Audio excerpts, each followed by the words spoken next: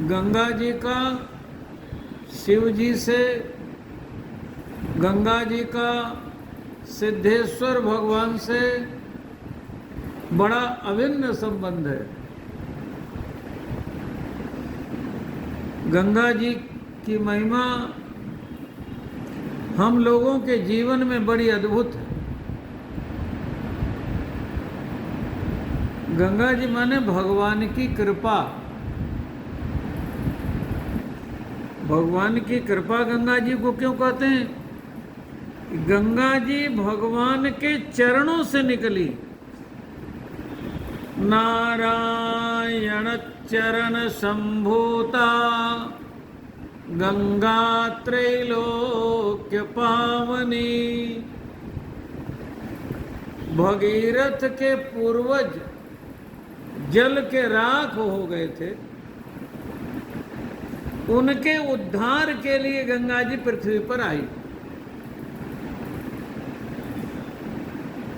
गंगा जी को पृथ्वी पर उतारने के लिए हम लोगों को तो बड़ी आसानी से गंगा जी मिल गई, लेकिन गंगा जी को पृथ्वी पर उतारने के लिए 3-3 पीढ़ियां खप गई। अंशुमान, दिलीप, भगीरथ। अब भगीरथ की तपस्या से गंगा जी ने आना पृथ्वी पर स्वीकार किया। ब्रह्मलोक से गंगा जी ने कहा कि मैं चलूं, लेकिन मेरे वेग को कौन संभालेगा? तो शिव जी भगीरथ की प्रार्थना पर प्रसन्न होकर बोले, गंगा जी के वेग को मैं धारण करूंगा। और शिव जी ने अपनी जटा में गंगा जी को बांध लिया। गंगा जी चली तो शिव जी ने जटा में बांध लिया और गंगा जी से कहा कि जन्म भरे ही घूमती रहो।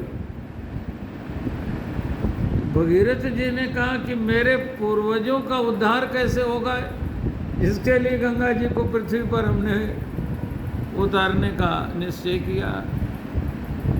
तो शिव जी ने ऐसे जटा की लट खोल दी। देखिए, तो यहां से 3 धाराएं निकली, 1, 2, 3। नीचे की जो धारा चली वो सीधे पाताल में चली गई, नाम पड़ा भोगावती। गंगा जी की बात सही निकली, एक धारा पाताल में चली गई, एक धारा ऊपर की जो चली वो आकाश में चली गई, जिसे सुरसरी कहते हैं, आकाश गंगा।